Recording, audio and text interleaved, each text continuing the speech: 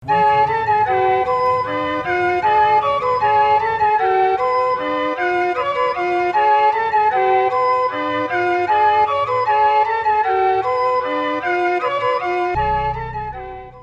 نحن جينا سفاري أنا وأولادي. كتير حلو، تجربة كتير حلوة، الجو حلو وكل شيء هون يعني مميز ومنظم. بالأول كنا نسافر حتى نروح سفاري، بس كتير أحسن إنه يكون السفاري بالرياض من دون ما نضطر تكاليف كتيرة للسفر، مثلا نروح سفاري دبي أو سفاري تايلاند أو whatever. فكتير انبسطنا، كان يوم كتير مميز وأكيد إن شاء الله حنعيده مرة تانية.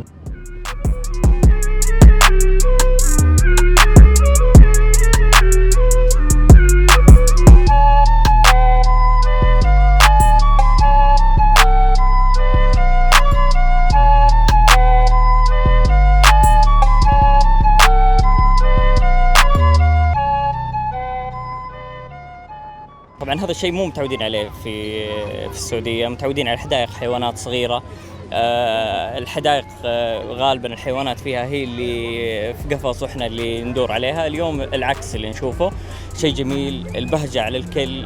ما كنا نتوقع أن نعيش الأجواء الأفريقية هنا في السعودية في الرياض.